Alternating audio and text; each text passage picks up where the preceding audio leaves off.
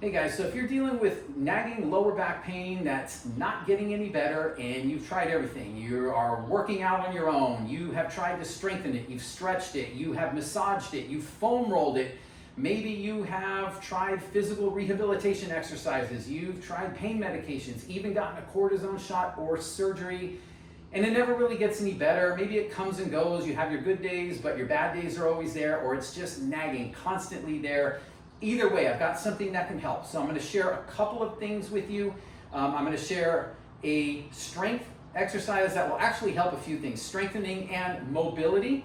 And I'm going to share a neuro training drill to prime it all with. And the reason why I want to share the sequence with you is because this is something that is missed with traditional pain rehabilitation type programs and even strengthening programs by and large. And it is that everything seems to address what is below the neck. It's all focused on muscles and joints and movement, but nothing is really addressing the driver of pain, which is the brain and nervous system. The brain and nervous system drive pain. The brain and nervous system also controls muscles and movements and joint position and posture and all these things as well. So what I want to do is, before we get into a strengthening or a mobility or any movement-based exercise, and that's what this is going to be. I'm going to show you a Zercher hinge, and I'll show you how I've set it up. But before we do that, we're going to prime that exercise and make it more effective by targeting a specific area of the brain and nervous system that has to do with pain, managing pain, improving posture, and muscle tone. And these are key things that we want to make sure that we're priming before we get into a movement. This is called the PMRF, or the pontomedullary reticular formation. So what we're going to do to prime it is we're actually going to get something scented, okay, something non-toxic, and you're just going to inhale it, pick one side, so it's either the right nostril or the left. I like to test one at a time. So what we want to do is we're going to do a movement first to get a baseline assessment of how you're moving, where your pain is at, and I'll show you that in a second. Then we're going to do the PMRF drill with your scented whatever you have, and you're going to do it in one side of the nostril. Then we're going to do the exercise, and then you're going to reassess the initial kind of baseline assessment for any improvement. All right, so here's how it's going to go.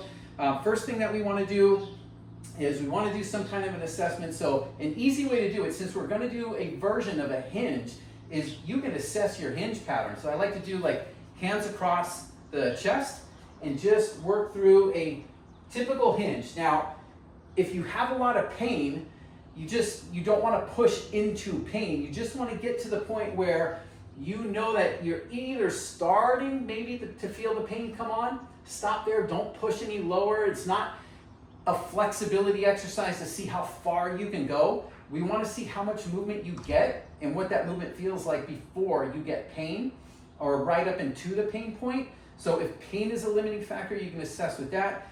If it's something like stiffness or movement restriction, then you can get to the point where you feel that restriction come in. Again, don't force it, just go to where you naturally feel that the movement gets stuck or it stops, all right? A good way to do this is, if you can, film yourself from the side so you actually have an objective way to see what your movement looks like, how far you've got, okay? So we're either assessing it by how far you can move or by pain. That's the first thing. So you do your assessment. You can pause the video while you do that and then come back. We're going to move on then. We're going to prime the PMRF that I talked about, okay? So pick one side. I'm going to do an inhalation through my right nostril. So I'm going to plug my left and just inhale it for about 5-10 seconds.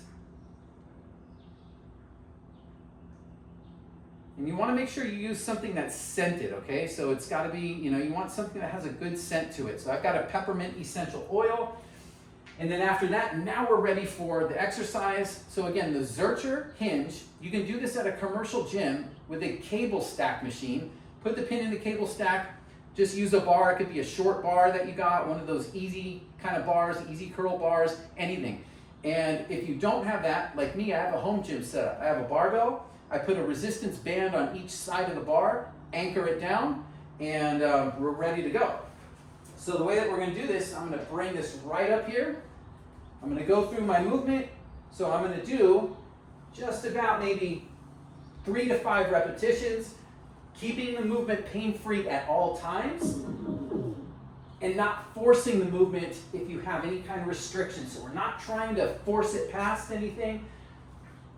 All we're doing is piggybacking off the neurotraining drill, reinforcing it with a strengthening and a mobility-based drill. So then we come off of that and reassess your movement. How does your hinge look? Does mine look like it got any further? Because I feel like I'm moving a lot further already. Okay? So you just do that, and again, the best way to do it is to film it, and you can compare your before and your after. Here's what you're looking for in terms of improvement. If pain was your limiting factor initially, you're looking to see if you get further into the movement before the pain kicks in. That's number one. Or maybe you can't move any further, but your pain is less at the same distance that you move to. So in my assessment, if I was doing that, and let's say my pain was at about a 7 right around here, and then I reassess and now my pain's down to maybe a 5, that's an improvement. We'll take that as well, okay? So it could be either of those two. If movement was your limiting factor, you just moved, you didn't really get pain, but your movement felt stuck, you're trying to see if you can move obviously any further, so an increase in range of motion would be an improvement. If the movement feels more fluid, meaning it doesn't feel as sticky, maybe it feels more smooth, right? It's easier to move in and out. Maybe you can move a little quicker. Anything like that would be a positive result. It would be considered an improvement. If you get an improvement, that's what we're looking for. An improvement is basically your brain and nervous system's way of saying that it feels safe to do this movement now, it feels better, and it basically likes that kind of a drill that you do. So that is the sequence. So again, repeating it, we want to make sure that we have a baseline assessment as number one. Number two, you got your neural training for the PMRF, so pick one side of the nostril and inhale it for about 5 to 10 seconds. And then go through your exercise. So this is the one that I showed today, and then reassess your initial baseline assessment. Now, if you did not get an improvement, or even if you did, you can always test this out by inhaling on the other nostril. Okay, so it's always good to test both sides because they can have different effects on the brain and nervous system based on which side you use.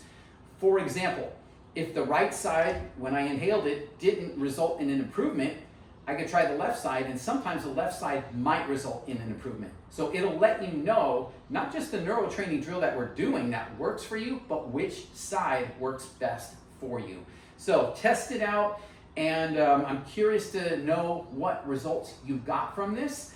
And this is one of the things that can really help in the management of, specifically with lower back pain, if you're dealing with that kind of pain that never really gets any better and you've tried everything. What happens left and right, I see this all the time, is that the thing that's missing is what's above the neck, the brain and the nervous system. Nobody's really teaching anyone to drive input to the brain and nervous system, because the brain and nervous system will trigger pain anytime there's a perception that a movement that we do feels unsafe. If the brain perceives this is not safe, brain's not comfortable with it, it will send pain as a way to protect you against something that your brain perceives is dangerous. What we're doing with the neural training drill is we are sending input to the brain and nervous system that communicates safety. This is okay to do. This is not a dangerous movement. We're not injuring anything. It's safe to do the movement. That is the input that we're sending to the brain and nervous system. So if you get an improvement, that is your brain and nervous system's way of saying, yes, I feel safe. And so you'll be able to do the movement better than you did before. And that is the key to managing pain. It's not about chasing pain symptoms. It's not about avoiding movements and things like that, because we can avoid them in controlled settings like in the gym, but we can't always avoid these types of movements in the real world, in our everyday lives. You've got to be able to do things like bend. You've got to be able to move. And you don't want to be going around in life having to guard against every movement you do. It's very difficult. It feels very defeating at times and can feel really hopeless. And there's more things that you start to realize that you can't do and you have to avoid than you can do. It really is all about being able to communicate with your brain and nervous system in a way that allows you to move really well, and to move without being limited by pain. So that way you can do the things that you love to do for a lifetime. So I hope that this helps. In the meantime, leave a comment below. Let me know how this worked for you, and if there's any future videos that you'd like to see down the road, feel free to leave me a comment on what they are. And again, let me know how it goes.